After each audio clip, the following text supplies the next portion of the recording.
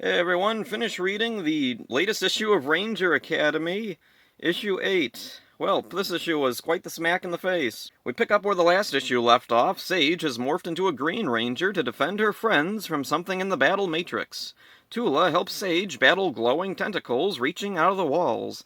Lindy tries to open the door. She uses Tula's sword to pry off a covering, then reaches inside and fiddles with some wires, allowing her to contact someone outside. Tula says that Dark Spectre has infiltrated the Battle Matrix's system and is trying to create a simulation of himself. Eventually, Tula and Sage destroy enough projector discs to end and power off the simulation. Nika comes in with some others, including Katie from Time Force for some reason. Sage stealthily slips her morpher to Tula. Mathis comes in and tries to talk to Tula and ask what's going on, but Tula just says they have to stay out of this. Tula tells Nico what happened. Dark Spectre infiltrated the Battle Matrix and attacked them. Tula insists that everything that happened was her fault. She tells everyone she broke into the Green Campus and stole a morpher. She holds out Sage's. She says what she did must have called to Dark Spectre. Nika orders the room quarantined and sends Lindy and Sage to the infirmary. Later, 3 hours later, according to the text in the corner, Lindy questions Sage about why she lied to her. Sage tries to explain. She was scared. She thought something was wrong with her when she first morphed into a Green Ranger. Lindy assures Sage that friends can share everything with each other, even if they're scary. Nika comes in to tell the girls the headmaster wants to speak with them. The headmaster tells them that a decade ago, Dark Spectre possessed a Green Ranger. They returned to the academy, thus somehow infecting the green spectrum. The Green Campus had to be cauterized from the grid. The headmaster then implies that many Green Rangers died. The infection is what caused the shuttle crash that killed a junior ranger team, the one there's a memorial to. The headmaster goes on to explain that the infected student was killed by Ryanth. Sage begins to cry. She understands now why her father didn't want her to come here. Sage asks to talk to Tula, but the headmaster tells her she's been expelled. After so many issues of nothing happening, this one is where the ball really gets rolling. Not that it's much better than the past, but at least we're finally getting crumbs of information to flesh out the mystery going on. I'm not sure how everyone just automatically knows Dark Spectre is the one behind everything.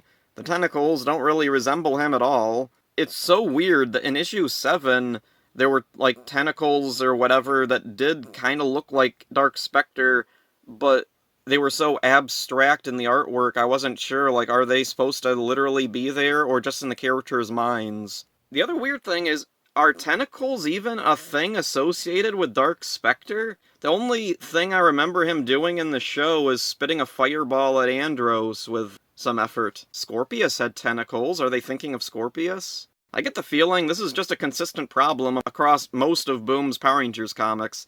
Dark Spectre being the ultimate bad guy behind everything because he's... Katie from Time Force is here. Clap, everyone, clap. We have a veteran ranger here. She even gets to say something. Clap, everyone. I'm not sure why Sage tries to slip Tula her morpher. Was she afraid she'd get searched or something? Or did she just want to get rid of it because she's scared of her powers? Whatever the reason, I'm pretty sure she wasn't expecting Tula to turn herself in. I like the conversations Sage and Lindy have. They're very natural and feel like genuine friends. It's some positive development for Sage after spending so long drowning in her own anxiety. Will Sage come clean to the rest of her friends, or will this stay between her and Lindy? It's interesting to see Lindy's development as well. She's been so timid in the past, but now she's the one who's more together and confident. In the artwork, this is a subtle thing. We see her looking at Sage from above. She's really short, so in the past, even if she has been assertive at a point, she's always below everyone else, but now she's at a higher point than Sage, and I don't know if that was intentional or not. It was probably an accident. The headmaster finally spells out what's going on, and I don't understand why everything was kept a secret. Keeping things secret is what led to this new problem happening, possibly. If the headmaster and other people of authority associated with the school were just open and honest about the situation, Tula wouldn't have been so intent on getting into the Green Campus. Sage wouldn't have been bottling up her anxiety and trying to cover up her powers. There wasn't any reason to keep this a secret. Is Dark Spectre like Freddy Krueger or something? Does everyone have to forget him in order to defeat him? Well, that theory doesn't work, as Dark Spectre is taught about to all the students, and even the slightest indication he may be active somewhere is enough to throw the whole school into a panic. Oh, and then there's a part where the headmaster tells Sage to control her emotional outbursts. Yeah, you wouldn't want a Power Ranger to be over-emotional or anything. Over-emotional. This is his school, after all. Finally, we get the confirmation that Ryanth was a Red Ranger who killed the student possessed by Dark Spectre. We see a little holographic depiction. Ryanth is facing off with a tall, lanky guy with a tiny being near him. Is the lanky guy the student?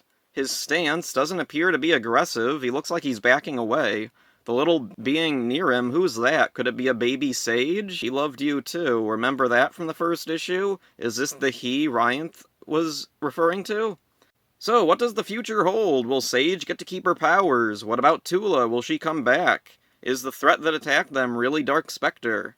So yeah, Ranger Academy, 8 issues in, finally starts to move along, but the biggest mystery still remains. Why was this convoluted Green Ranger conspiracy story what the writers decided on? If the idea was to bring in readers not familiar with Power Rangers, then why keep referencing stuff from the show and other comics? Referencing things an audience may not be familiar with isn't an inherently bad thing. It can and has worked before. A good example is Transformers Beast Wars. It features references to characters and events from past Transformers entries, but they're all explained in context without a need for a lengthy lore dump.